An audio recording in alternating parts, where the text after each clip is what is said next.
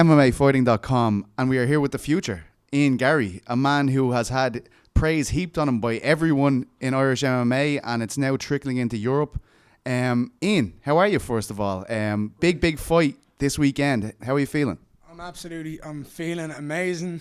Preparation's been unbelievable, and I'm just ready to go. I'm at that stage now where I just wanted to fight tomorrow. I want to fight now nearly, so I just want this show to be tomorrow, because I'm ready to go. It's must be an incredible amount of expectation on you. Like, I mean, for a guy that's 2-0, a guy who's been talked about since he's an amateur, and then obviously your two performances as a professional have been very, very impressive, and it just seems to keep on gathering momentum. Every time you fight, everyone just keeps talking about Ian Garry. I was at a show in Melbourne. I'm not messing. I was on press row in Melbourne, and I turned around and two guys are talking about you. It turned out to be two officials from the UK, but still, I mean, to hear it in Melbourne is quite a thing. How do you deal with it? Like, because it must be a kind of a new thing for you now that you've gone pro, right? 100%. Well, there is a lot of expectation, and I understand that. There's a lot of hype built behind me, and I love it. I think it's massive from myself and my brand and my team. It's brilliant for us. But there's one thing that I'm massive on. I expect more than anyone. So for everyone out there that is putting expectations on me and saying, oh, can you do this, can you do that? I'm doing that by 10, because I expect the most out of me. I expect perfection every time. When I'm training, I work my ass off. When I'm at home sleeping, I sleep well, because I need to give myself the best possibility for training. But having this hype behind me is incredible. I never could have imagined it so early. The performances I've had so far have been just a testament to my hard work, and the coaching that I've had from the lads in Team KF has been second to none. My training partners are a massive part in all of this. I mean, without them, I wouldn't be able to get ready as well as I do. But it's just, the hype is kind of something that you've got to enjoy, but you also got to kind of put to one side. I mean, it's great having all this hype, but will that hype still be there if I was to lose?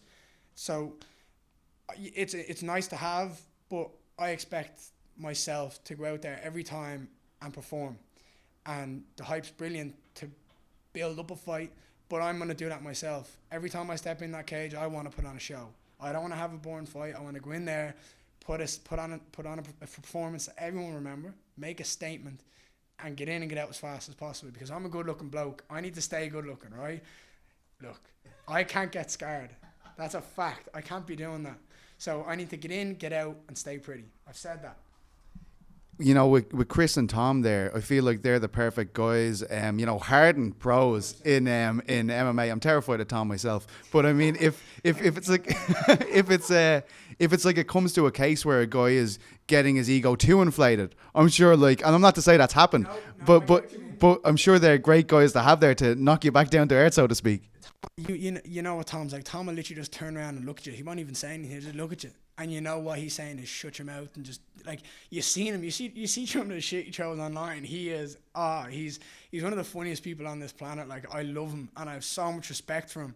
But, like, if you step out of line, I guarantee you he'll be the first person to drag you back in. You haven't found out yet, no? No, not yet. I don't think I have the balls to do that with Tom. With Chris, maybe a little bit, but with Tom, no. Chris is, like, to me, is like a bigger brother type of figure. Like, I look up to him, and I want to follow in his footsteps, and, like, I like the way, like, I build a lot of my game around the way Chris is, because I have so much respect for him. Tom's like the dad, or like the person that you don't want to mess with in the family, where, like, you know, if you do something, he's gonna pull you on it. You just respect him so much that you never want to step out of line with him, because you know you'll get a clatter. That's our job. It's Team KF, of course. You guys changed the affiliation from SBG, and you went out on your own, and so far you have a Cage Warriors champion already there. Of course, Chris was a Cage Warriors champion himself. Is that an important piece of gold for you, an important piece of jewellery, because of the lineage to Chris, and of course James Webb, your teammate, who's now the middleweight champion? Yeah, having that Cage Warriors belt, I've said it before, you've actually said it the best. It's like a golden ticket to the UFC, and I completely agree with you. It couldn't be more of the easiest. It couldn't be more perfect the way you've put it. But yes, it's a massive part of my goals. The first thing, like the main goal is the UFC. And whatever happens from there on is a bonus.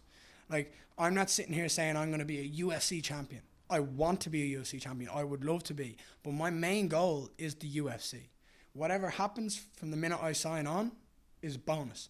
If I go in and have 10 fights and I win all 10 fights in the UFC and I get that belt, my life's amazing. Brilliant. But that's not my main goal. My main goal is to make it to the UFC, be one of that 1% that have made it to that elite level and be able to say I've been there and I've done that. That's my goal. But the Cage Warriors belt is a lot more realistic at the moment. That's where my mind is focused on. Not the UFC, is Cage Warriors. Everything in my mind is built about Cage Warriors at the moment. There could be a point now where I might not even get to that belt because I'm building up, as you said, so much hype and there's a lot of talk around me. If I keep doing what I'm doing, say I finish this year off 3-0, and then next year I have maybe 4 or 5 fights, and I'm 7-8-0, and I haven't fought for that title, there's nothing there to stop the UFC coming up and snapping me up at that stage. If I'm making the right noise, I'm putting in the performances, and I carry myself the way I do, I could see that being an avenue of them just snapping me up and taking me on. But I really want that belt. I'd love to get 2 belts. I'd love to move up and take that middleweight belt as well. Not going to fight James for it, are you? I've said that. I said I'd love to take a fight on short notice and call him out while he's in my corner. It'd be hilarious. It would be so funny.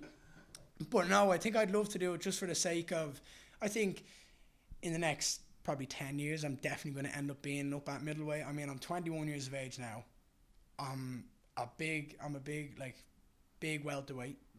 And I could see myself in the future being middleweight. No, not anytime soon, obviously.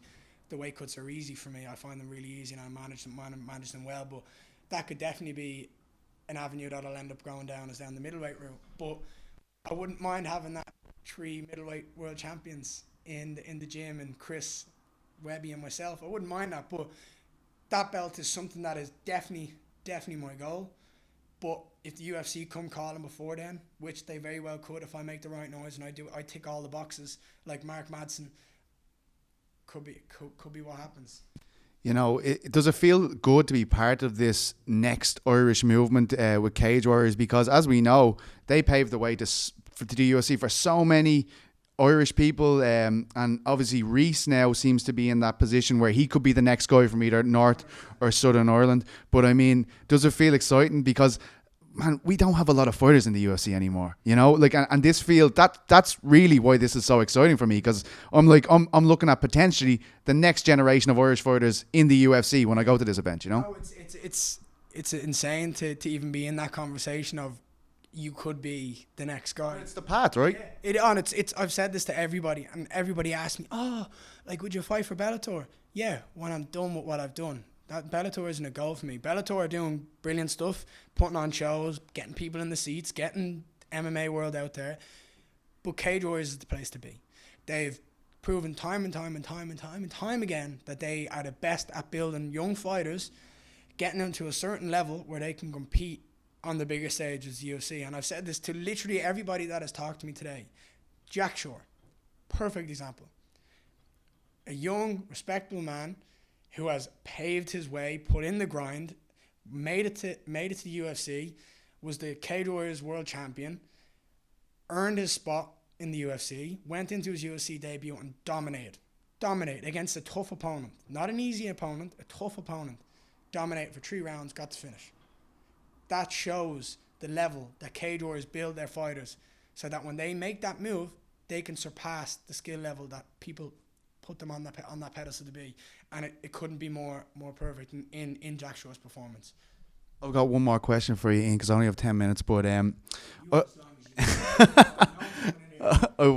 wanted to ask you, you know, Chris has talked to me off the record a few times about how he never wants to see you in a gimme fight, in a fight where he's just putting you in there and everyone's just waiting for a showcase performance.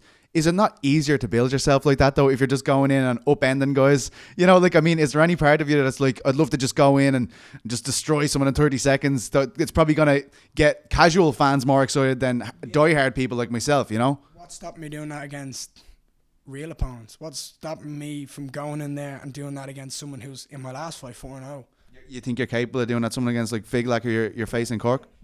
come here. The way I train and the people I train with and the way I carry myself in the gym, the way the gym is, you can put me in there tomorrow with, for example, I'm not throwing shit at him. Don't worry, I like him a lot. Ross Houston.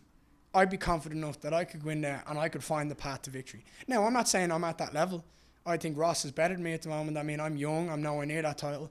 But there's nothing stopping me from going in there and being able to beat the likes of Ross Houston. If you threw me in there with someone that I know you like very well, Nicholas Dalby, there's no reason that I couldn't compete with him. That's where my mindset is now. Whether I'd win or not is a different story. Do you know what I mean? He's an elite fighter, like the elite. You seen what he's done. He's another perfect example.